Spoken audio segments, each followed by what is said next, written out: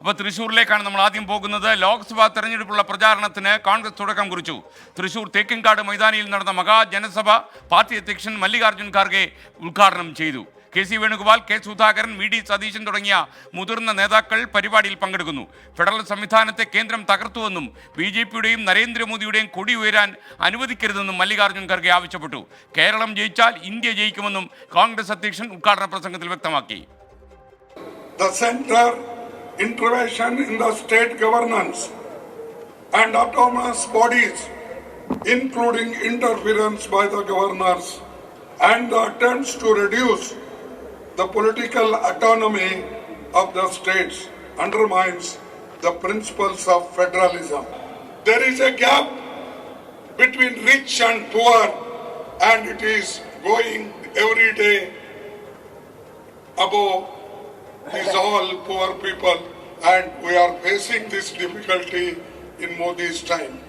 The Kerala people always stood for principles, always stood for poor people, always stood for democracy, always stood for constitution protection.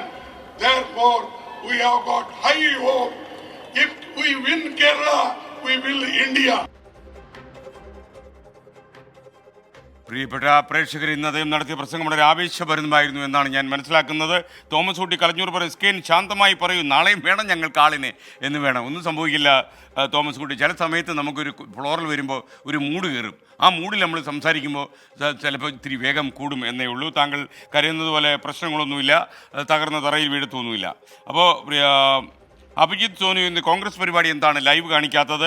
അവരവിടെ അലർന്നത് നിങ്ങൾ കേൾക്കുന്നില്ലേ? അവിടെ തീർച്ചയായിട്ടും അതിൻ്റെ ലൈവൊക്കെ നമ്മൾ കാണിച്ചിരുന്നു.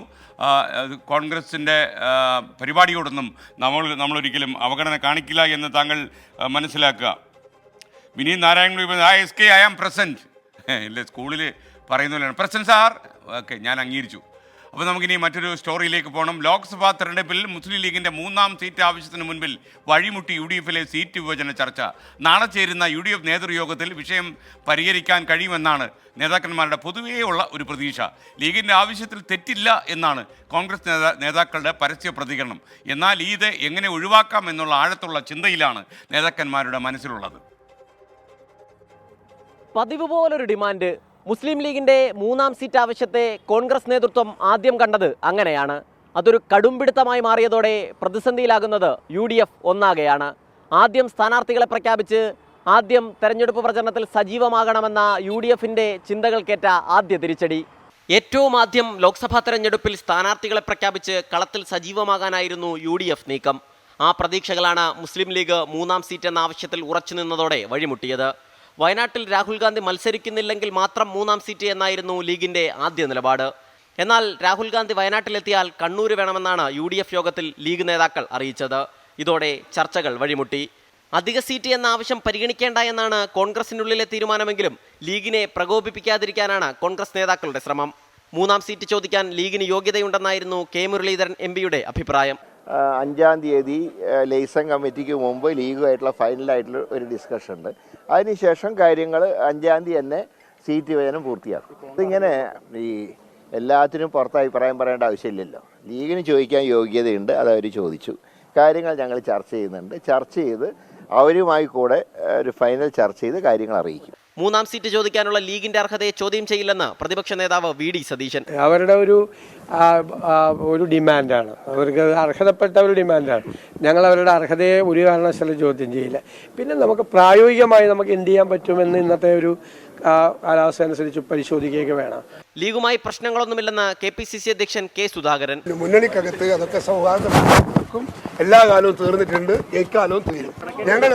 ഞങ്ങൾ തമ്മിലുള്ള ഒരു തർക്കവും ഉണ്ടാവില്ല. നമ്മൾ വളരെ സൗഹാർദ്ദപൂർവ്വം UDF ഇലക്ഷൻ ഫേസ് ചെയ്യും. ആവശ്യങ്ങളെല്ലാം UDF നേതൃയോഗത്തിൽ അറിയിച്ചിട്ടുണ്ടെന്നും തൽക്കാലം പരസ്യ പ്രതികരണമില്ലെന്നും മുസ്ലിം ലീഗ് ദേശീയ ജനറൽ സെക്രട്ടറി PK കുഞ്ഞാലിക്കുട്ടി. മീറ്റിംഗിൽ സീറ്റിൻ്റെ കാര്യം കൂടി ഞങ്ങൾ ചർച്ച ചെയ്തു. അപ്പോൾ അത് നാളെ ബഡ്ജറ്റ് ഉണ്ടല്ലോ, നാളെ ബഡ്ജറ്റ് കഴിഞ്ഞതിന് ശേഷം ഇതിൻ്റെ ചർച്ച തുടരും. അതല്ലാതെ അതിനെ സംബന്ധിച്ച് കൂടുതലായി പത്രക്കാരുമായിട്ട് ഷെയർ ചെയ്യാൻ യാതൊന്നുമില്ല. പറയാനുള്ളതൊക്കെ ഇതിനകം തന്നെ പറഞ്ഞിട്ടുണ്ട്. നാളെ രാവിലെ 11:30 UDF നേതൃയോഗം. മുസ്ലിം ലീഗിന്റെയും കേരള കോൺഗ്രസ് ജോസഫ് വിഭാഗത്തിന്റെയും സീറ്റ് വിഷയം ചർച്ചയാകും. ആര് വിട്ടുവീഴ്ചയ്ക്ക് തയ്യാറാവും എന്നതാണ് ഇനിയുള്ള ചോദ്യം. കോൺഗ്രസും മുസ്ലിം ലീഗും അവരവരുടെ വാദങ്ങളിൽ ഉറച്ചുനിന്നാൽ തിരഞ്ഞെടുപ്പിനൊരുങ്ങുന്ന UDF കാര്യങ്ങൾ അത്ര എളുപ്പമാവില്ല. സലിം മാലിക്, 24, തിരുവനന്തപുരം. ലീഗിന്റെ 3-ാം സീറ്റ് എന്ന ആവശ്യം UDF സീറ്റ് വിഭജന ചർച്ചയെ വല്ലാത്ത പ്രതിസന്ധിയിലാക്കിയിരിക്കുന്നു. എല്ലാ തവണയും ആവശ്യപ്പെടുന്ന പോലെയല്ല ഇത്തവണ പറയുന്നതെന്നാണ് PK കുഞ്ഞാലിക്കുട്ടി പറഞ്ഞിരിക്കുന്നത്. മുസ്ലിം ലീഗിന്റെ 3-ാം സീറ്റ് എന്ന ആവശ്യം ന്യായമോ എന്ന ചോദ്യം 24 പൊതുജനങ്ങളോട് ചോദിച്ചു. അവരിങ്ങനെയാണ് മറുപടി പറഞ്ഞത്. 2 സീറ്റ് ലീഗിനുണ്ട്. അത് നല്ല വിജയമാർജിൽ തന്നെ ലീഗ് ജയിച്ച് കാണിക്കുന്നതുമാണ്. കാരണം കഴിഞ്ഞ വർഷം രാഹുൽ ഗാന്ധിക്ക് കീഴിലായിട്ടാണ് MP സീറ്റിലേക്ക് ലീഗിൻ്റെ ഭൂരിപക്ഷം ഉള്ളത്. അതുകൊണ്ട് തന്നെ കേരളത്തിലെ ലീഗിന് 3-ാം സീറ്റ് വേണമെന്ന് ലീഗ് ചോദിക്കുന്നതിൽ തെറ്റൊന്നുമില്ല എന്നാണ് തോന്നുന്നത്. ഇപ്പോൾ PM സലാമാണെങ്കിലും കുഞ്ഞാലിക്കുട്ടിയാണെങ്കിലും അത് കൃത്യമായിട്ട് നിലപാട് പറഞ്ഞിട്ടുണ്ട്. അപ്പോൾ ഏത് കാലത്തും മുസ്ലിം ലീഗ് പ്രസ്ഥാനം 3 എന്നല്ല 4, 5 നമുക്ക് മത്സരിച്ച് വിജയിക്കാൻ പറ്റുന്ന പ്രസ്ഥാനമാണ് മുസ്ലിം ലീഗ് പ്രസ്ഥാനം. അത് നേതൃത്വം ഈ പ്രാവശ്യവും ആവശ്യപ്പെട്ടിട്ടുണ്ട്. അത് രമ്യമായ പരിഹാരം UDF നേതൃത്വത്തിൻ്റെ ഭാഗത്തു നിന്നുണ്ടാവും എന്നുള്ള വിശ്വാസമാണ്. നിങ്ങൾക്കത് ഇഷ്ടമൊന്നുമില്ല, 3-ാം സീറ്റ് വേണ്ടെന്നാണ് എൻ്റെയൊക്കെ അഭിപ്രായം. ഇപ്പോൾ നമ്മൾ ന്യൂനപക്ഷങ്ങൾ ഒന്നിക്കുക വേണ്ടത്. സ്വാഭാവികമായിട്ട് ഇപ്പോൾ പാർലമെൻറ്റിൽ ഇപ്പോൾ ഒരു കാര്യം വന്നപ്പോൾ അത് ന്യൂനപക്ഷങ്ങളെ ഇതാക്കാൻ വേണ്ടിയിട്ട് ഇപ്പോൾ ആകെ അവിടെ ശബ്ദത്തെ മുസ്ലിം ലീഗിൻ്റെ 3 MP അപ്പോൾ അവിടെ മുസ്ലിം ലീഗ് ഒരു MP ചോദിക്കുന്നുള്ളത് സ്വാഭാവികമായിട്ടും വേണ്ടൊരു കാര്യമാണ്. കാരണം ഇപ്പോൾ നടക്കുന്ന പല കാര്യങ്ങൾക്കും എല്ലാ വിഭാഗങ്ങൾക്കും പെട്ട് ജാതി മതം നോക്കാതെ മുസ്ലിം ലീഗ് ശബ്ദിച്ചുകൊണ്ടിരിക്കുകയാണ്. അതാണ് ഇപ്പോൾ ഫലസ്തീൻ വിഷയമായാലും വഖഫ് വിഷയമായാലൊക്കെ ആളുകൾ കണ്ടൊരു കാര്യമാണ്. ചോദിക്കാൻ ബാധ്യത അവർക്കുണ്ടല്ലോ UDFിൻ്റെ അടുത്ത്, ചോദിക്കാൻ ബാധ്യതയുണ്ട്. ഞാൻ കോൺഗ്രസിൻ്റെ പുറത്തേനാണ്. അവർക്ക് എന്ത് ചോദിക്കാൻ കിട്ടിയാൽ മേടിക്കാം, അത്രേ ഉള്ളൂ. മുസ്ലിം ലീഗിനെ എല്ലാവരും 2 സീറ്റിലധികം ഇനിയും ഒരു അടുത്ത തെരഞ്ഞെടുപ്പോടെ കൂടി നിങ്ങളുടെ മുമ്പിൽ എത്തിപ്പെടണം എന്നുള്ള നമ്മളവരുടെ ആഗ്രഹം. ഇനി ആ സങ്കടകരമായ വാർത്തയിലേക്ക് പോവുകയാണ്. പമ്പാ നദിയിൽ ഒഴുക്കിൽപ്പെട്ട് 3 പേർ മരിച്ചു. ഉദിമൂട് സ്വദേശി അനിൽകുമാർ, മകളായ നിരഞ്ജന, അനിലിൻ്റെ സഹോദരപുത്രൻ ഗൗതം എന്നിവരാണ് മരിച്ചത്. ഒഴുക്കിൽപ്പെട്ട ഗൗതമിനെ രക്ഷിക്കാൻ ശ്രമിക്കുന്നതിനിടെയാണ് അനിൽകുമാറും മകളും അപകടത്തിൽപ്പെട്ടു പോയത്. ശ്രീജിത്ത് ശ്രീകുമാരൻ ടെലിഫോണിൽ ചേരുന്നു. ശ്രീജിത്ത്, എത്ര മണിക്കായിരുന്നു ഈ അപകടം ഉണ്ടായത്? പമ്പാ നദിയിൽ ഒഴുക്ക് കൂടുതലായിരുന്നു. എസ്കേൻ അങ്ങനെയല്ല, 4 മണിയോടുകൂടിയായിരുന്നു അപകടം ഉണ്ടായിരുന്നത്. എസ്കേൻ ചോദിച്ചതുപോലെ പമ്പാ നദിയിൽ ഒഴുക്ക് കൂടുതലായിരുന്നില്ല. പക്ഷേ ഇത് ചന്തക്കടവാണ്. ചന്തക്കടവിൽ ഒരു വാട്ടർ ടാങ്ക് ഉണ്ട്. അതിനുവേണ്ടി വെള്ളം കെട്ടിവെച്ച തടയണയായിരുന്നു ഇത്. അതിൽ അത്യാവശ്യം ഒഴുക്കുണ്ടായിരുന്നു, ചുഴികളുണ്ടായിരുന്നു. 4 മണിയോടുകൂടിയാണ് ഈ സംഘം 4 പേർ, അതായത് അനിൽകുമാറിന്റെ സഹോദരന്റെ വീട് ഈ പറയുന്നത് പോലെ ഇവിടെയാണ്, ഈ ചന്തക്കടവിന് സമീപമാണ്. അവിടേക്ക് വന്നതായിരുന്നു ഉദിമൂട്ടിൽ നിന്നവർ. എന്തായാലും 4 മണിയോടെ അനിൽകുമാറും അനിൽകുമാറിന്റെ ഭാര്യ സീമയും ഇത് കൂടാതെ മകൾ നിരഞ്ജന സഹോദരന്റെ മകൻ ഗൗതമും ചേർന്നാണ് ഇങ്ങോട്ട് വരുന്നത്. തുണി അലക്കാനും കുളിക്കാനും മറ്റുമൊക്കെ ആയിരുന്നു. ആദ്യം ഈ വെള്ളത്തിൽ വീണത് ഗൗതമായിരുന്നു. ഗൗതമിനെ രക്ഷിക്കാൻ ശ്രമിക്കുന്നതിനിടയിൽ അനിൽകുമാറും ചുഴിയിൽ അകപ്പെടുകയായിരുന്നു എന്നാണ് നാട്ടുകാർ പറയുന്നത്. ഇത് കണ്ടാണ് മകൾ അച്ഛനെയും ഈ സഹോദരനെയും രക്ഷിക്കാൻ വേണ്ടി അങ്ങോട്ട് എടുത്ത് ചാടുന്നത്. സ്വാഭാവികമായും നിരഞ്ജനയും ആ നേരത്ത് ചുഴിയിൽ പെട്ടു എന്ന് പറയുന്നു. ഭാര്യയെ പക്ഷേ നാട്ടുകാരെത്തി പെട്ടെന്ന് തന്നെ കരയ്ക്ക് എത്തിച്ചതിനാൽ ജീവൻ നഷ്ടമായില്ല. എന്തായാലും പത്തനംതിട്ടയിൽ നിന്നുള്ള സ്കൂബ സംഘം സ്ഥലത്തെത്തി. മന്ത്രി റോഷി അഗസ്റ്റിൻ ഇവിടെ തന്നെ ഉണ്ടായിരുന്നു. ചെറുകോൽപ്പുഴ കൺവെൻഷൻ നടക്കുന്നതിനാൽ അദ്ദേഹവും പെട്ടെന്ന് തന്നെ ഇവിടേക്ക് എത്തി പ്രവർത്തനങ്ങളെല്ലാം തന്നെ ഏകോപിപ്പിച്ചു. MP അടക്കമുള്ള ആളുകൾ ഇവിടെ എത്തിച്ചേർന്നിരുന്നു. എന്തായാലും 3 മൃതദേഹങ്ങളും ഒരു അരമണിക്കൂർ വ്യത്യാസത്തിൽ തന്നെ ലഭിക്കുന്നു. ഒരു 5:30 മണിയോടുകൂടി 3 മൃതദേഹങ്ങളും ലഭിച്ചു. 3 മൃതദേഹങ്ങളും റാന്നി താലൂക്ക് ആശുപത്രിയിലേക്ക് താൽക്കാലികമായി മാറ്റിയിട്ടുണ്ട്. അല്പസമയത്തിനകം തന്നെ പത്തനംതിട്ട ജനറൽ ആശുപത്രിയിലേക്ക് മാറ്റുമെന്നാണ് അറിയിച്ചിട്ടുള്ളത്. എന്തായാലും ദുഃഖകരമായ വാർത്തയാണ്. 3 പേരും മരിച്ചിരിക്കുന്നു. എന്തായാലും വലിയ സങ്കടമായി പോയി. നമുക്കിപ്പോൾ ഈ മുങ്ങിമരണം കൂടി വരുന്നു കേരളത്തിൽ. എന്തൊക്കെയാണ് ഇതിന് ചെയ്യാൻ കഴിയുക എന്ന് നമ്മൾ ആലോചിക്കേണ്ട സമയമായി. റോഡ് അപകടങ്ങളും ഇന്ന് വളരെ കൂടുതലായിരുന്നു. റോഡ് അപകടങ്ങളിൽ 5 പേരാണ് മരിച്ചത്. മറ്റൊരു വിയോഗത്തിൻ്റെ വാർത്ത കൂടി ഇപ്പോൾ വരുന്നു. ശ്രീചിത്ര തിരുനാൾ ആശുപത്രിയിലെ ന്യൂറോളജി വിഭാഗം മുൻ മേധാവി ഡോക്ടർ സഞ്ജീവ് തോമസ് അന്തരിച്ചു. അദ്ദേഹത്തിന് 67 വയസ്സ് പ്രായമുണ്ടായിരുന്നു. അപസ്മാര ചികിത്സാ ഗവേഷണ രംഗത്ത് രാജ്യത്തെ മികച്ച വിദഗ്ധന്മാരിൽ ഒരാളായിരുന്നു അദ്ദേഹം. സംസ്ഥാന സർക്കാരിൻ്റെ കീഴിലുള്ള institute for communicative and cognitive neuro sciences ഡയറക്ടറായിരുന്നു അദ്ദേഹം. സംസ്കാരം ചൊവ്വാഴ്ച 2:30 മണിക്ക് തിരുവനന്തപുരം ട്രിനിറ്റി മാർത്തോമ പള്ളിയിൽ നടക്കും. സങ്കടകരമായ കാര്യമാണ്. ഇദ്ദേഹം വളരെ അറിയപ്പെട്ട ഒരു വിദഗ്ധനായിരുന്നു. ഈ ഡോക്ടർ സഞ്ജീവ് തോമസിൻ്റെ നിര്യാണം ഒരുപാട് സുഹൃത്തുക്കളെ ദുഃഖത്തിലാഴ്ത്തിയിരിക്കുന്നു എന്നാണ് നമ്മൾ മനസ്സിലാക്കുന്നത്. എന്തായാലും അദ്ദേഹത്തിൻ്റെ വിയോഗത്തിൽ നമുക്കുള്ള വിഷമവും നമ്മളിവിടെ രേഖപ്പെടുത്തുന്നു. ഇനി നമുക്ക് മറ്റൊരു വാർത്തയിലേക്ക്. സംസ്ഥാനത്തെ വിദ്യാർത്ഥികളെ ചൂഷണം ചെയ്യുന്ന വിദ്യാഭ്യാസ മാഫിയയ്ക്ക് നിയന്ത്രണം വരുന്നു. വിദ്യാഭ്യാസ ഏജന്റുമാരെ നിയന്ത്രിക്കാനുള്ള നിയമം അടുത്ത നിയമസഭാ സമ്മേളനത്തിൽ കൊണ്ടുവരുമെന്ന് അറിയുന്നു. ഏജൻസികൾക്കും ലൈസൻസും രജിസ്ട്രേഷനും നിർബന്ധമാക്കുമെന്നാണ് സർക്കാരിൻ്റെ തീരുമാനം. കരട് ബില്ല് തയ്യാറായി കഴിഞ്ഞെന്നും കുട്ടികളെ തട്ടിപ്പിനിരയാക്കുന്ന വ്യാജ സ്ഥാപനങ്ങൾക്കെതിരെ നിയമം വരുമെന്നും മന്ത്രി ഡോക്ടർ ആർ ബിന്ദു 24 സൂചിപ്പിച്ചു. 24 ഇമ്പാക്ട്. നഴ്സിംഗ് പഠനത്തിനുൾപ്പെടെ അന്യസംസ്ഥാനങ്ങളിലേക്കും വിദേശങ്ങളിലേക്കും പോകുന്ന വിദ്യാർത്ഥികളുടെ പേരിൽ സംസ്ഥാനത്തെ വിദ്യാഭ്യാസ മാഫിയ തട്ടിയെടുക്കുന്നത് ഓരോ വർഷവും കോടികളാണ്. അംഗീകാരമില്ലാത്ത കോളേജുകളിലെ പ്രവേശനം, വിദ്യാർത്ഥികളിൽ നിന്ന് ഉയർന്ന ഫീസ് ഈടാക്കൽ, വ്യാജ വിദ്യാഭ്യാസ വായ്പ തുടങ്ങിയ പല ഇനങ്ങളിലൂടെയാണ് ഈ തട്ടിപ്പ്. മാസങ്ങൾ കഴിയുമ്പോഴാകും തങ്ങൾ പഠിക്കുന്ന കോളേജിന് അംഗീകാരം പോലുമില്ലെന്ന് വിദ്യാർത്ഥികൾ തിരിച്ചറിയുന്നത്. അപ്പോഴേക്കും ലക്ഷക്കണക്കിന് രൂപയും പഠനരേഖകളും ഇവർക്ക് നഷ്ടപ്പെട്ടിട്ടുണ്ടാകും. അന്യസംസ്ഥാനങ്ങളിലെ കോളേജുകളിൽ പ്രവേശനം നൽകി വിദ്യാർത്ഥികളെ കബളിപ്പിക്കുന്ന മാഫിയയുടെ തട്ടിപ്പ് 24 ആണ് പുറത്തു കൊണ്ടുവന്നത്. സമാന രീതിയിൽ വിദേശത്തേക്കും വിദ്യാർത്ഥികളെ റിക്രൂട്ട് ചെയ്ത വൻ തട്ടിപ്പാണ് സംഘങ്ങൾ നടത്തുന്നത്. തുടർന്നാണ് ഏജന്റുമാരെ നിയന്ത്രിക്കാൻ നിയമനിർമ്മാണത്തിന് സർക്കാർ നീക്കം തുടങ്ങിയത്. ഇതിന്റെ കരടിന് ഉന്നത വിദ്യാഭ്യാസ വകുപ്പ് അംഗീകാരം നൽകി. ഏജൻസികൾക്കും ഏജന്റുമാർക്കും രജിസ്ട്രേഷൻ ഏർപ്പെടുത്തും. നിരീക്ഷണത്തിന് സംസ്ഥാനതല സമിതി രൂപീകരിക്കും. രജിസ്ട്രേഷൻ ഇല്ലാതെ പ്രവർത്തിച്ചാൽ തടവും പിഴയും നിയമത്തിൽ വ്യവസ്ഥ ചെയ്യുന്നു. വിദ്യാർത്ഥികളുടെ വിശദാംശങ്ങൾ ഏജൻസികൾ സർക്കാരിന് നൽകണം. കോളേജിന്റെ വിവരങ്ങൾ, ഫീസ്, ഹോസ്റ്റൽ സൗകര്യം എന്നിവ വ്യക്തമാക്കണം. വിദ്യാഭ്യാസ വായ്പാ തുക നേരിട്ട് കോളേജിന്റെ അക്കൗണ്ടിലേക്ക് നൽകണം എന്നീ വ്യവസ്ഥകളും നിയമത്തിലുണ്ട്. കരട് നിയമവകുപ്പ് പരിശോധിച്ചിട്ടുണ്ടെന്നും കുട്ടികളെ തട്ടിപ്പിനിരയാക്കുന്നവർക്കെതിരെയാണ് നിയമമെന്നും ഉന്നത വിദ്യാഭ്യാസ മന്ത്രി ഡോക്ടർ ആർ ബിന്ദു. എല്ലാ സ്ഥാപനങ്ങളെയും കൂച്ചുവിലങ്ങിടുക എന്നുള്ളതല്ല അതിനർത്ഥം. തെറ്റായ നിലയിൽ, വ്യാജമായ നിലയിൽ പ്രവർത്തിക്കുകയും കുട്ടികളെ തട്ടിപ്പിനിരയാക്കുകയും കബളിപ്പിക്കപ്പെടുകയും ഒക്കെ ചെയ്യുന്ന ഒരുപാട് അവസരങ്ങളുണ്ട്, ഒരുപാട് സന്ദർഭങ്ങൾ ഉണ്ടാകുകയാണ്. ഇപ്പോൾ പല ഏജൻസികളും അതിൻ്റെ പിന്നിൽ പ്രവർത്തിച്ചുകൊണ്ടിരിക്കുകയാണ്. അപ്പോൾ അത്തരം തെറ്റായ നിലയിൽ പ്രവർത്തിക്കുന്ന ഏജൻസികളെ റെഗുലേറ്റ് ചെയ്യുക എന്നുള്ളതാണ് ഈ ബില്ല് കൊണ്ട് ഉദ്ദേശിക്കുന്നത്. ഉന്നത വിദ്യാഭ്യാസ കൗൺസിലാണ് കരട് ബിൽ തയ്യാറാക്കിയത്. ഡിജിറ്റൽ സർവകലാശാല VC ഡോക്ടർ സജി ഗോപിനാഥിന്റെ നേതൃത്വത്തിലുള്ള സമിതിയുടെ റിപ്പോർട്ടിന്റെ അടിസ്ഥാനത്തിലാണിത്. പഠനം കഴിഞ്ഞാൽ ഉടൻ ജോലി ലഭിക്കുമെന്നും ഇതിലൂടെ സ്വന്തം കാലിൽ നിൽക്കാമെന്നുമുള്ള വിദ്യാർത്ഥികളുടെ മോഹമാണ് അന്യസംസ്ഥാനങ്ങളിലേക്കും വിദേശ രാജ്യങ്ങളിലേക്കും ഇവരെ ആകർഷിക്കുന്നത്. എന്നാൽ വിദ്യാഭ്യാസ മാഫിയയുടെ തട്ടിപ്പ് പല വിദ്യാർത്ഥികളെയും ആത്മഹത്യയിലേക്ക് തള്ളിവിട്ടിട്ടുണ്ട്. മറ്റു ചിലരെ തീരാ കടത്തിലേക്കും. ഏതായാലും പുതിയ നിയമം വരുന്നതോടെ ഈ വലിയ തരത്തിലുള്ള കൊള്ളയ്ക്കും ചൂഷണത്തിനും അറുതിയാകുമെന്നാണ് വിലയിരുത്തപ്പെടുന്നത്. VA ഗിരീഷ്, 24, തിരുവനന്തപുരം. നമ്മുടെ കുട്ടികളെ തട്ടിപ്പിന് വിധേയമാക്കുന്ന ഏജൻസികളെ കൂച്ചുവിലക്ക് ഇടാൻ പറ്റുമെങ്കിൽ നന്നായി. എന്നാൽ നന്നായി പ്രവർത്തിക്കുന്ന ഏജൻസികൾക്ക് എല്ലാവിധമായ സൗകര്യങ്ങളും സർക്കാർ ഒരുക്കുകയും വേണം. അതാണ് നമ്മുടെ നിലപാട്. ദിനേശ് ഹരിപ്പാട് പറയുന്നു. Good evening SKN. Good evening. Harippad Shri Subrahmanya Swami ക്ഷേത്രത്തിന് ചുറ്റുമുള്ള റോഡിൻ്റെ ശോചനീയാവസ്ഥ ഞാൻ പലതവണ റിപ്പോർട്ട് ചെയ്തു. 24 അത് അധികൃതരുടെ ശ്രദ്ധയിൽപ്പെടുത്തി. ഇപ്പോൾ റോഡിൻ്റെ പണി തുടങ്ങി. Thanks to 24. എന്നാലും പണി തുടങ്ങിയല്ലോ. നന്ദി ആർക്ക് പറഞ്ഞില്ലെങ്കിലും കുഴപ്പമില്ല, പണി നടക്കട്ടെ. 3 മാസമായി പെൻഷൻ മുടങ്ങിയതോടെ സംസ്ഥാനത്തെ KSRTC പെൻഷൻകാർ ദുരിതത്തിലായി. കിടപ്പ് രോഗികൾ ചികിത്സയ്ക്ക് വകയില്ലാതെയും നിത്യവൃത്തിക്ക് പെടാപ്പാടുപെട്ടും ദുരിത ജീവിതം നയിക്കുകയാണ്. വലിയൊരു വിഭാഗം പെൻഷൻകാർ ഇപ്പോൾ ബുദ്ധിമുട്ടിലാണ്. സഹകരണ ബാങ്കുകളുടെ കൺസോർഷ്യം ഉണ്ടാക്കി പെൻഷൻ പ്രശ്നം പരിഹരിക്കാൻ നടത്തിയ സർക്കാർ നീക്കവും ഏതാണ്ട് വഴിമുട്ടിയതുപോലെയാണ്. ആത്മഹത്യയല്ലാതെ മറ്റ് പോംവഴികളില്ല എന്ന് KSRTC പെൻഷൻകാർ 24 തുറന്നു പറഞ്ഞു. 24 എക്സ്ക്ലൂസീവ്. എല്ലാ മാസവും 5-ാം തീയതിക്ക് മുമ്പ് സർക്കാർ KSRTC പെൻഷൻകാർക്ക് പെൻഷൻ നൽകണമെന്ന ഹൈക്കോടതി ഉത്തരവ് ജലരേഖയായി. KSRTCയിൽ പെൻഷൻ മുടങ്ങിയിട്ട് ഇത് 3-ാം മാസം. കണക്കുപ്രകാരം 42,670 പെൻഷൻകാരാണ് KSRTCയിലുള്ളത്.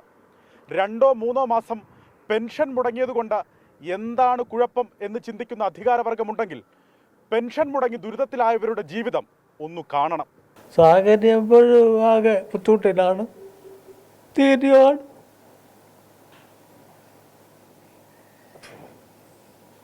ഘട്ടത്തിലാണ് പൈസ കിട്ടുന്നില്ല. അവർക്ക് തോന്നപ്പോൾ തരുന്നു, ജീവിക്കാൻ നിവർത്തിയില്ല.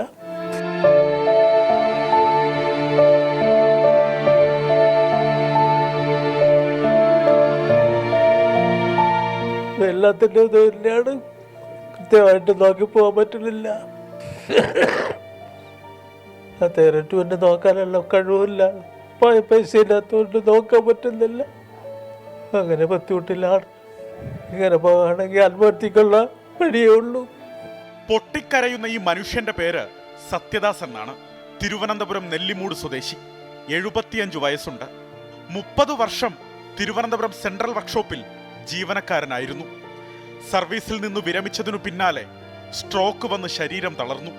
13 വർഷമായി പരസഹായമില്ലാതെ അനങ്ങാനാവാത്ത സാഹചര്യം.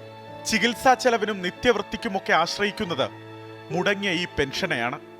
പപ്പയും സ്ട്രോക്ക് വന്ന അതിൻ്റെ ചികിത്സാ കാര്യങ്ങൾ, ഷുഗറുണ്ട്, ഇടയ്ക്കിടയ്ക്ക് സുഖമില്ലാണ്ടാകുമ്പോൾ അതിൻ്റെ മെഡിസിൻസും കാര്യങ്ങളും അങ്ങനെ നോക്കണം. ഇപ്പോൾ ആകെ ആശ്രയം എന്ന് പറയണത് പപ്പയുടെ പെൻഷൻ തുക തന്നെയാണ്. അപ്പോൾ എൻ്റെ ഭർത്താവ് എന്ന് പറയുമ്പോൾ സുഖമില്ലാതായിട്ട് മരത്തിൽ നിന്ന് വീണതാണ്. 11 വർഷമായി. അപ്പോൾ അതിൻ്റെയും ചികിത്സയുണ്ട്, ഒപ്പം പപ്പേനെയും നോക്കണം. പപ്പയുടെ പെൻഷൻ തുക കൃത്യമായിട്ട് കിട്ടുവാണെങ്കിൽ നമുക്ക് കൃത്യമായിട്ട് ഒരുവിധമൊക്കെ കാര്യങ്ങൾ മുന്നോട്ട് കൊണ്ടുപോകാൻ സാധിക്കും. പക്ഷേ ഈ ലാഗ് വരുന്നത് കാരണം കൊണ്ടിട്ട് നമുക്ക് വളരെ ബുദ്ധിമുട്ടാണ്. ഇങ്ങനെ ആയിരക്കണക്കിന് വയോജനങ്ങളുടെയും അവരുടെ കുടുംബത്തിൻ്റെയും ജീവനോപാധിയാണ് KSRTC പെൻഷൻ. 42,000-ഓളം വരുന്ന പെൻഷൻകാരിൽ പകുതിയോളം പേർക്കും തുച്ഛമായ തുകയാണ് പെൻഷൻ ലഭിക്കുന്നത്. അതുപോലും നൽകാൻ തങ്ങൾ തിരഞ്ഞെടുത്ത സർക്കാർ തയ്യാറാവുന്നില്ലെങ്കിൽ കടുത്ത തീരുമാനങ്ങൾ എടുക്കേണ്ടി വരുമെന്ന് ഇവർ പറയുന്നു. ഞാനൊരു ഇടതുപക്ഷ പ്രവർത്തകനും അതിൻ്റെ സഹയാത്രികനുമാണ്. പക്ഷേ എനിക്ക് പോലും ഈ ഇടതുപക്ഷ സർക്കാരുകളുടെ ഈ കൊള്ളരുതായ്മകളെ അനുകൂലിക്കാൻ കഴിയുന്നില്ല. കാരണം 84 നടപ്പിലാക്കിയ പെൻഷൻ ഇന്നെങ്ങനെ തരാതിരിക്കാം എന്ന് ആലോചിക്കുന്ന ഒരു സർക്കാരും ഭരണകൂടവുമാണ്. ഞങ്ങളും തീരുമാനമെടുക്കും. ഇനി വോട്ടവകാശം രേഖപ്പെടുത്തുവാൻ വിസമ്മതിക്കുന്ന വളരെ വിദൂരമല്ലാത്തൊരു തീരുമാനം ഞങ്ങളും എടുക്കും. സഹകരണ ബാങ്കുകളുടെ കൺസോർഷ്യം ഉണ്ടാക്കി പെൻഷൻ പ്രശ്നം പരിഹരിക്കുമെന്ന് പറഞ്ഞെങ്കിലും ധാരണയായതിലും അധികം പലിശ സഹകരണ വകുപ്പ് ആവശ്യപ്പെട്ടതോടെ നടപടികൾ വഴിയിലായി. തടസ്സമൊഴിവാക്കാൻ ധനവകുപ്പും ഗതാഗത വകുപ്പും മുൻകൈയെടുക്കാത്തതും പ്രതിസന്ധി രൂക്ഷമാക്കി.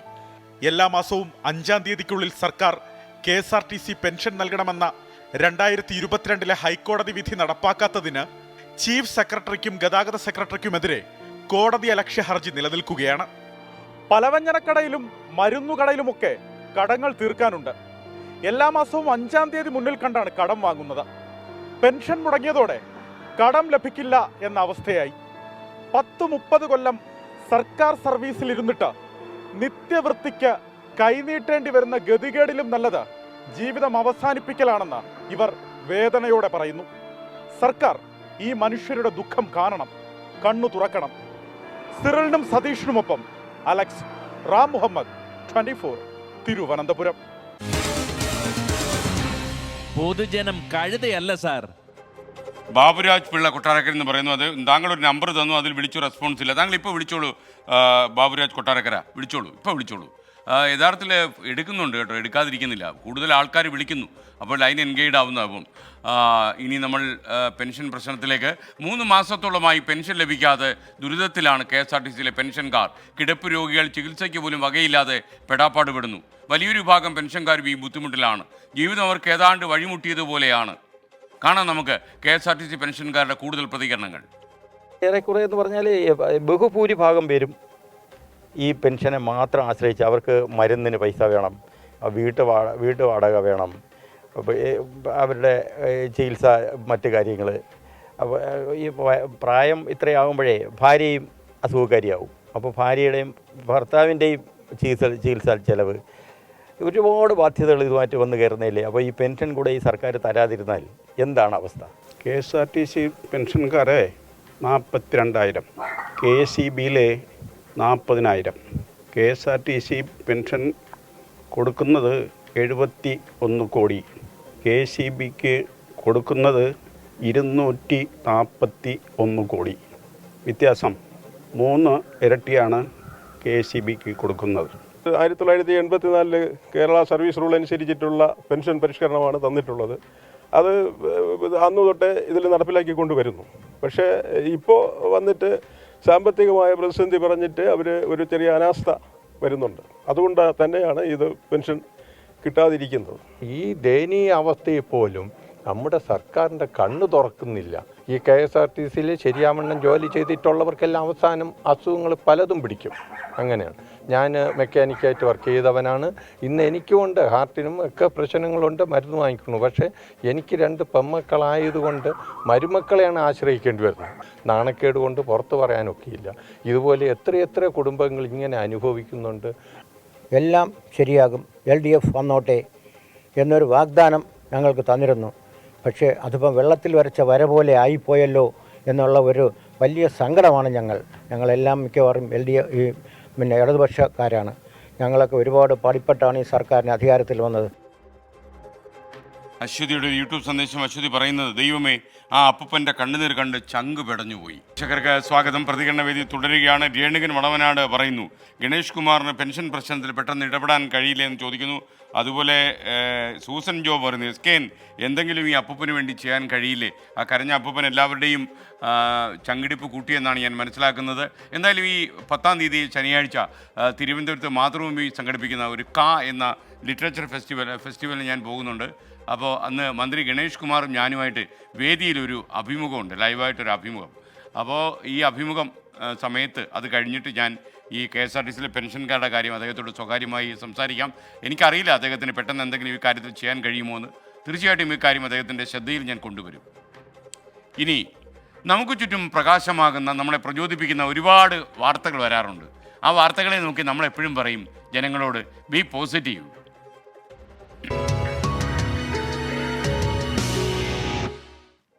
നിങ്ങൾക്കറിയാം, നാളെ ബജറ്റാണ്. സംസ്ഥാന കേന്ദ്ര സർക്കാരുകൾക്ക് പുറമെ തദ്ദേശ സ്ഥാപനങ്ങളും ബജറ്റുകൾ അവതരിപ്പിക്കാനുള്ള തയ്യാറെടുപ്പിലാണ്. ഭരിക്കുന്ന കക്ഷിയുടെ പ്രഖ്യാപിത നയങ്ങളിൽ ഊന്നിയാണ് മിക്ക ബജറ്റുകളും തയ്യാറാക്കപ്പെടുന്നത്.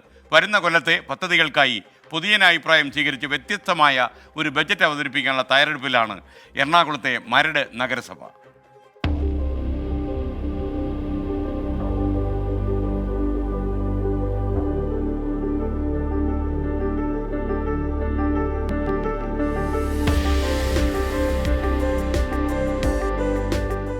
മരട് നഗരസഭയുടെ മുന്നിൽ വിവിധ പരാതി പെട്ടികൾക്ക് നടുവിൽ ബജറ്റ് നിർദ്ദേശങ്ങൾ നൽകാൻ ഒരു പെട്ടി കൂടി സ്ഥാനം പിടിച്ചിട്ടുണ്ട്.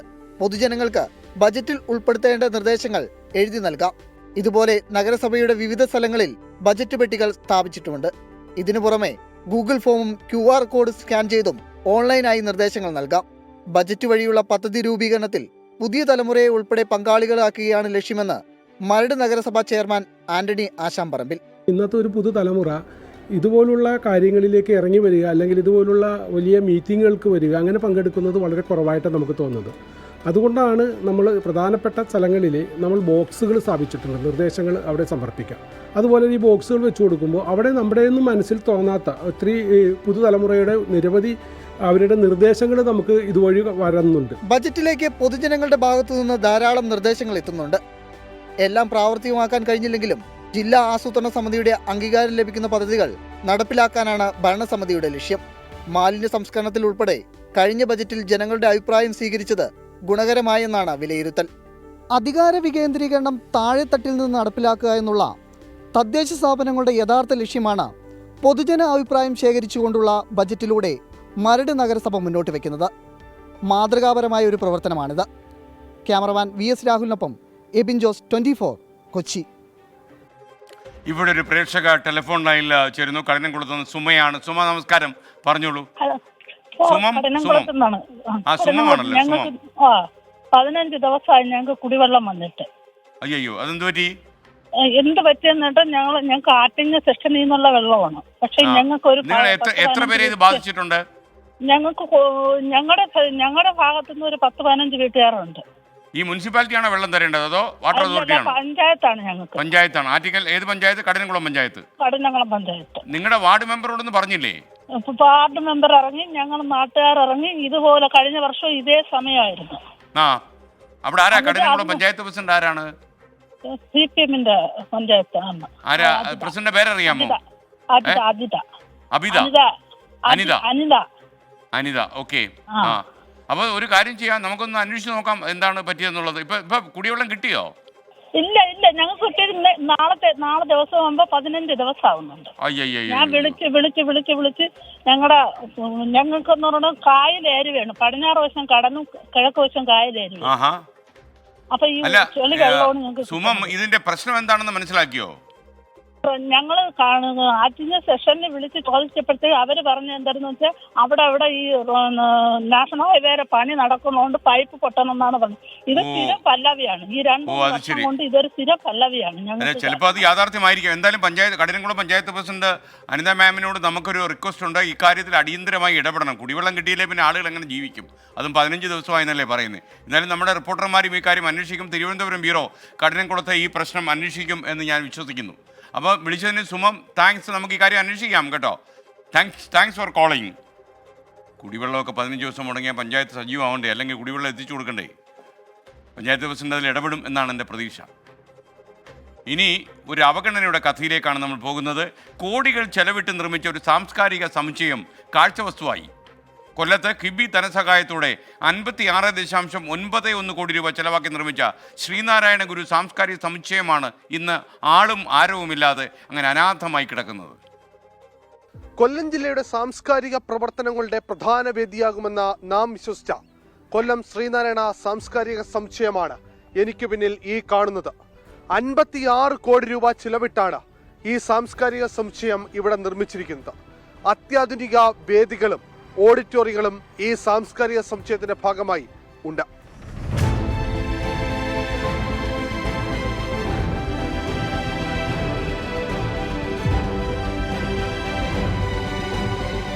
സംസ്ഥാനത്തിന്റെ സാംസ്കാരിക പൈതൃക സംരക്ഷണത്തിനും വ്യാപനത്തിനും പ്രോത്സാഹനത്തിനും എന്ന പേരിൽ കിഫ്ബി ധനസഹായത്തോടെയാണ് സാംസ്കാരിക സമുച്ചയം നിർമ്മിച്ചത്.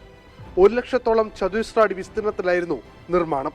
2023 മെയ്യിൽ ഉദ്ഘാടനം ചെയ്ത ഈ സാംസ്കാരിക സമുച്ചയത്തിൽ മാസത്തിൽ നടക്കുന്നത് വിരലെണ്ണാവുന്ന പരിപാടികൾ മാത്രമാണ്. ഓപ്പൺ എയർ ഓഡിറ്റോറിയം, AC റൂമുകൾ, അത്യാധുനിക ഓഡിറ്റോറിയങ്ങൾ, ഇതെല്ലാം തന്നെയുള്ള ഈ സാംസ്കാരിക സമുച്ചയത്തിന്റെ എല്ലാ മേഖലകളിലും കൃത്യമായ രീതിയിൽ ഉപയോഗിക്കപ്പെടുന്നില്ല എന്നുള്ളതാണ് യാഥാർത്ഥ്യം. പല റൂമുകളും ഉദ്ഘാടനത്തിന് ശേഷം തുറന്നിട്ട് പോലുമില്ല. കൃത്യമായ പരിപാലനമില്ലാത്തതിനാൽ സമുച്ചയത്തിന്റെ ഉദ്യാനത്തിൽ സ്ഥാപിച്ചിരുന്ന ചെടികളും അലങ്കാര പുല്ലുകളും കാടുകയറി നശിച്ചു. കെട്ടിടത്തിന് ചുറ്റും പാകിയ കൊരുപ്പ് കല്ലുകളും പലതും ഇളകിപ്പോയിട്ടുണ്ട്. നഗരത്തിലെ പ്രധാന വേദികളിൽ നിന്ന് പരിപാടികൾ മാറ്റാനുള്ള സംഘാടകരുടെ വിസമ്മതവും മറ്റൊന്ന് ശ്രീനാരായണ സമുച്ചയത്തെക്കുറിച്ചുള്ള വേണ്ടത്ര രീതിയിലുള്ള പ്രചരണക്കുറവും എല്ലാം പരിപാടികൾ ഇവിടെ വരുന്നതിന് കുറവുണ്ടാക്കുന്നുണ്ട്. പക്ഷേ ഇതിനെല്ലാം മറികടക്കാനുള്ള ചിന്ത ഒരു ഘട്ടത്തിലും ഇതിന്റെ സംഘാടകരുടെ ഭാഗത്തുനിന്ന് ഉണ്ടായിട്ടില്ല എന്നുള്ളതാണ് യാഥാർത്ഥ്യം. എന്തിനേറെ പറയണം, സംസ്ഥാന സ്കൂൾ കലോത്സവത്തിന്റെ പ്രധാന വേദിക്കരികിലായിരുന്ന ശ്രീനാരായണ സമുച്ചയം അന്നും ഒരു പ്രദർശന വസ്തു മാത്രമായിരുന്നു. സമുച്ചയത്തിലെ നീളൻ ഇടനാഴികളിലും ഉദ്യാനത്തിലും ചിത്രങ്ങളും കലാശില്പങ്ങളും സ്ഥാപിച്ച മോടി പിടിപ്പിക്കാനാണ് പുതിയ പദ്ധതി. സമുച്ചയത്തിലെ കൂറ്റൻ തൂണുകൾക്കിടയിൽ ചിത്രങ്ങൾ സ്ഥാപിക്കാനും ഉദ്യാനത്തിൽ ഫൗണ്ടൻ ഉൾപ്പെടെയുള്ള കലാരൂപങ്ങൾ ഒരുക്കാനുമാണ് ആലോചിക്കുന്നത്. സാംസ്കാരിക സമുച്ചയം മോടി പിടിപ്പിക്കാനുള്ള കോടികൾക്ക് വേണ്ടിയുള്ള ചർച്ച ഇതിനോടകം തന്നെ വീണ്ടും തുടങ്ങിക്കഴിഞ്ഞിട്ടുണ്ട്.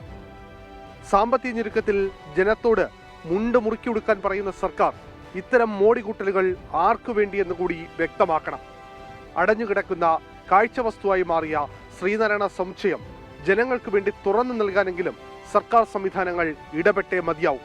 കൊല്ലത്തുനിന്ന് ക്യാമറാമാൻ രാജ്കിരണിനൊപ്പം അരുൺ രാജ്, 24. പൊതുജനം കഴുതയല്ല സാർ. കോടികൾ ചെലവഴിച്ച് കെട്ടിപ്പടുക്കുന്ന സാംസ്കാരിക കേന്ദ്രങ്ങൾ വെള്ളാനകളാകുന്നത് ഇത് കേരളത്തിലെ ആദ്യ സംഭവമൊന്നുമല്ല. സർക്കാർ ഖജനാവിലെ പണം പാഴാക്കുന്നവർക്കെതിരെ കർശന നടപടി വേണമെന്നാണ് ജനങ്ങൾ പറയുന്നത്. നാട്ടുകാർ പ്രതികരിച്ചു. ആർക്കും ഒരു ഗുണമില്ല. വെള്ളം അടിക്കുന്നവർക്കൊക്കെ ഭയങ്കര ഗുണമാണ്. ഒളിഞ്ഞിരുന്ന് വെള്ളം അടിക്കാമല്ലോ, അല്ലാതെ ഗുണമൊന്നുമില്ല.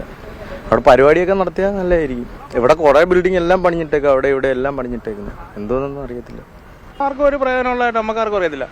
ഇവിടെ ഒരു കലോത്സവം നടന്നിട്ട് പോലും അത് അതിൻ്റെ ബാക്കിയുള്ള ഓഡിറ്റോറിയങ്ങളോ കാര്യങ്ങളോ ഒന്നും വിട്ടുകൊടുത്തിട്ടില്ലായിരുന്നു. കലോത്സവം നടന്നതെല്ലാം സ്കൂളുകളിൽ വെച്ചായിരുന്നു. അത് വിവിധ പരിപാടികൾ അവിടെ സംഘടിപ്പിക്കാൻ അതിൻ്റെ സംഘാടകർ ശ്രമിച്ചുകൊണ്ടിരിക്കുകയാണ്. ഉദ്ദേശിച്ച പോലെ അതൊരു വിജയത്തിലെത്തിയില്ല എന്നുള്ളതൊരു വസ്തുതയാണ്. കെട്ടിയ അവിടെ ഈ സാംസ്കാരിക വേദി, പിന്നെ നാടകം, പിന്നെ പഠിത്തം എന്തുണ്ടെന്ന് പറഞ്ഞാൽ ഒരു ഗുണവുമില്ല. ഒരു ബിൽഡിങ് കെട്ടിയിട്ട് വല്ലപ്പോഴും കുറച്ച് പെണ്ണുങ്ങൾ വരുന്ന കാണാം, കുടുംബശ്രീയുടെ എന്തിൻ്റെയൊക്കെ, അല്ലാതെ പ്രത്യേകിച്ചൊരു ഗുണവുമില്ല. ആർക്ക് വേണ്ടി 56 കോടി ചെലവഴിച്ചത്? പാവത്തുങ്ങൾക്ക് വേണ്ടിയേ, ജനങ്ങൾക്ക് വേണ്ടിയല്ലല്ലേ. ഇതൊരു ആർഭാടം. ഇങ്ങനെ മുതലെടുക്കാം. കെട്ടിയിട്ടേക്കുന്നേ ഉള്ളൂ, വേറെ പരിപാടിയൊന്നും നടന്നിട്ടില്ല. വല്ല വല്ല ഫംഗ്ഷനൊക്കെ നടക്കുമ്പോൾ അവിടെ നടക്കുന്നതല്ലാതെ വേറെ നടക്കത്തില്ല. ചുമ്മാ കുറേ കാശ് ചിലവൊക്കെ അവിടെ കെട്ടിയിട്ടേക്കുന്നേ ഉള്ളൂ. ഞാനിവിടെ നിൽക്കുന്നതിൻ്റെ ഒരുപാട് ആൾക്കാർ തിരക്കി വന്നിട്ടുണ്ട്. പിന്നെ ശ്രീനാരായണ സമുച്ചയം എവിടെയാണെന്ന് ചോദിച്ച് അങ്ങനെ ഒരുപാട് പരിപാടികൾ ഇപ്പോൾ അവിടെ. ഈ ഇടയ്ക്ക് ഒരു പരിപാടി നടന്ന് സംസ്ഥാന സ്കൂൾ കലോത്സവമായിട്ട് ഇവിടെ ഒരുപാട് പിള്ളേർ വന്ന് അവിടെയൊക്കെ പോവുകയൊക്കെ ചെയ്തു. ഞങ്ങൾ ഓട്ടോ വിളിച്ച്. സജീഷ് കുമാർ ചോദിക്കുന്നു, SKN ഇന്നലെ ഫ്ലവേഴ്സിൽ ആരംഭിക്കുമെന്ന് പറഞ്ഞ അഡ്വഞ്ചർ എന്ന പ്രോഗ്രാം എന്തുകൊണ്ട് ആരംഭിച്ചില്ല? ഒരു സാങ്കേതിക പ്രശ്നമുണ്ട്. യഥാർത്ഥത്തിൽ അതിൻ്റെ ആദ്യത്തെ ഷെഡ്യൂൾ നമ്മൾ പൂർത്തിയാക്കി കഴിഞ്ഞു. രണ്ടാമത്തെ ഷെഡ്യൂൾ ഷൂട്ട് ചെയ്യാനിരിക്കുകയാണ്. പ്രോഗ്രാം അണ്ടർ കൺട്രോളാണ്. പക്ഷേ ചെറിയൊരു സാങ്കേതിക പ്രശ്നം പറ്റി.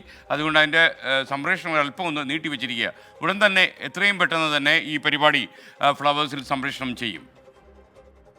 ഇനി ഉത്തരാഖണ്ഡിൽ നിന്നൊരു വാർത്ത. ഏകീകൃത സിവിൽ കോഡ് നടപ്പാക്കാൻ ഒരുങ്ങുകയാണ് ഉത്തരാഖണ്ഡ്. കരട് ബില്ല് ഉത്തരാഖണ്ഡ് മന്ത്രിസഭ ഇന്ന് പാസാക്കി.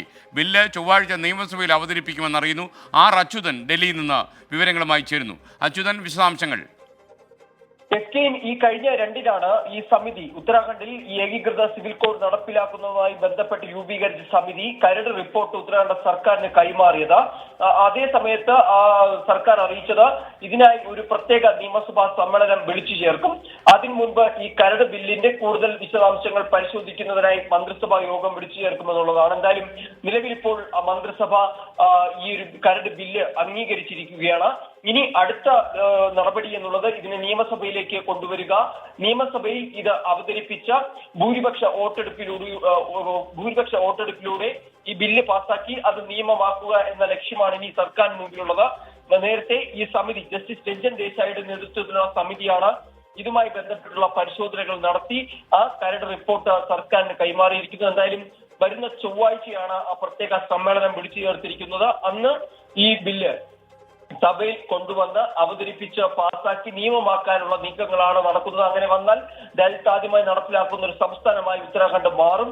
ഒപ്പം തന്നെ 2022 മുതൽ ആരംഭിച്ചതാണ് ഉത്തരാഖണ്ഡിൽ ഈ ഏകീകൃത സിവിൽ കോഡ് നടപ്പിലാക്കുന്നതുമായി ബന്ധപ്പെട്ടിട്ടുള്ള നടപടിക്രമങ്ങൾ. എന്തായാലും ലോക്സഭാ തെരഞ്ഞെടുപ്പ് കൂടി ലക്ഷ്യം വെച്ചുള്ള ഒരു നീക്കം കൂടിയാണ് ഈ ഏകീകൃത സിവിൽ കോഡ് ഉത്തരാഖണ്ഡിൽ നടപ്പിലാക്കുവാനുള്ള സർക്കാരിന്റെ തീരുമാനം.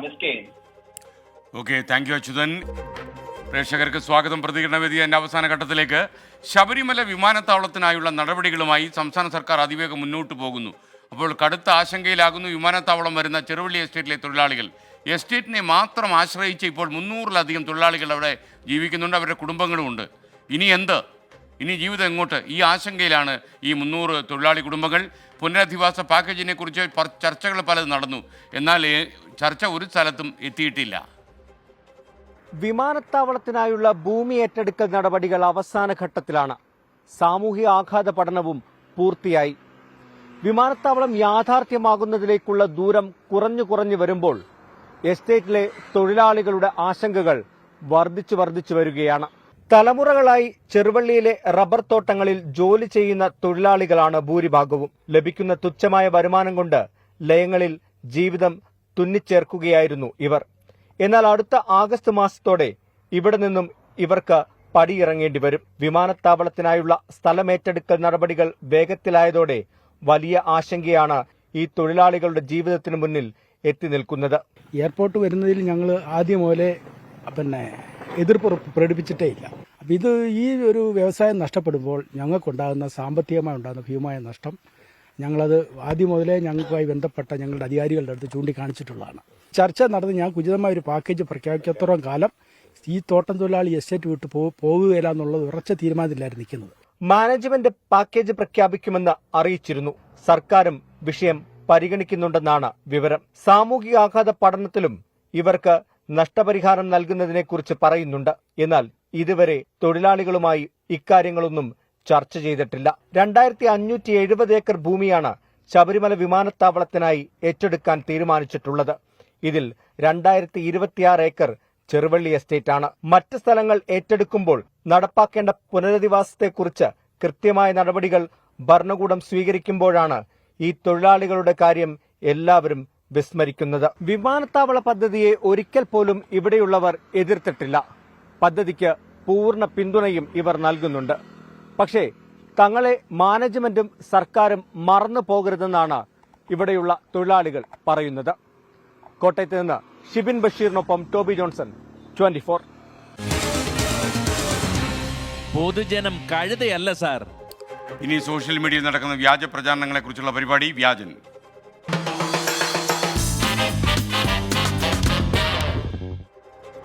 മുംബൈയിലെ മീര റോഡിൽ പോലീസ് വീട്ടിൽ കയറി ആളുകളെ അറസ്റ്റ് ചെയ്യുന്നു എന്ന അവകാശവാദത്തോടെ ഒരു വീഡിയോ ഇപ്പോൾ സമൂഹ മാധ്യമങ്ങളിൽ വളരെ വ്യാപകമായി പ്രചരിക്കുന്ന വീഡിയോയുടെ വാസ്തവം പരിശോധിക്കുന്നു. അയോധ്യയിലെ രാമക്ഷേത്ര പ്രാണപ്രതിഷ്ഠ നടക്കുന്നതിന്റെ ഒരു ദിവസം മുൻപ് മുംബൈയിലെ മീര റോഡിൽ ആളുകൾ കാവി പതാകയുമായി റാലി നടത്തിയിരുന്നു. ഈ റാലിയിൽ പങ്കെടുത്തവരുടെ വാഹനങ്ങളും പ്രദേശവാസികളിൽ ചിലർ ആക്രമിച്ചിരുന്നു. മീര റോഡിൽ ആക്രമിച്ചവരെ പോലീസ് വീട്ടിൽ കയറി അറസ്റ്റ് ചെയ്യുന്നു എന്ന തലക്കെട്ടോടെയാണ് വീഡിയോ പലരും പ്രചരിപ്പിക്കുന്നത്. ഇതാണ് ഭാരതം, വിഘടനവാദികൾക്കുള്ള ഇടമല്ല. മുംബൈയിൽ മീര റോഡിൽ വെച്ച് ജയ് ശ്രീറാം കൊടികൾ കെട്ടിപ്പോയ വാഹനങ്ങൾ തകർത്തവരെയും വാഹനത്തിലുള്ളവരെ ആക്രമിച്ചവരെയും 24 മണിക്കൂറിനുള്ളിൽ പോലീസ് വീട്ടിൽ കയറി അറസ്റ്റ് ചെയ്യുന്ന മനോഹരമായ കാഴ്ച എന്ന അടിക്കുറിപ്പാണ് വീഡിയോയ്ക്ക് പ്രചരിക്കുന്നത്. 24ന്റെ ഫാക്ട് ചെക്ക് വിഭാഗം നടത്തിയ പരിശോധനയിൽ പ്രചരിക്കുന്ന വീഡിയോ വ്യാജമാണെന്ന് കണ്ടെത്തി. മുഹമ്മദ് നബിക്കെതിരെ ആക്ഷേപകരമായ പരാമർശം നടത്തിയ BJP മുൻ MLA ടി രാജാസിംഗിനെതിരായി നടന്ന പ്രതിഷേധത്തിനിടെ ആളുകളെ പോലീസ് അറസ്റ്റ് ചെയ്ത് നീക്കുന്നതിന്റെ വീഡിയോ ആണ് പ്രചരിക്കുന്നത്. ഷാ അലി ബന്ദയിൽ നടന്ന പ്രതിഷേധത്തിന് നേരെ പോലീസ് ലാത്തിചാർജ് നടത്തിയിരുന്നു. 2022 തെലങ്കാനയിൽ നടന്ന സംഭവത്തിന്റെ വീഡിയോ വ്യാജ തലക്കെട്ട് നൽകി പ്രചരിപ്പിച്ചതാണെന്നും പരിശോധനയിൽ വ്യക്തമായി. Fact check desk 24. ഇതോടെ ഈ പ്രതികരണ വേദി അവസാനിക്കുന്നു. ലോകത്തെവിടെയായാലും ഏത് സമയത്തും 24 വാർത്തകളും ഓഗ്മെന്റഡ് റിയാലിറ്റി പാക്കേജുകളും എക്സ്പ്ലെയിനറുകളും വിശദമായി കാണാൻ ഞങ്ങളുടെ യൂട്യൂബ് ചാനൽ നിങ്ങൾക്ക് സബ്സ്ക്രൈബ് ചെയ്യാം.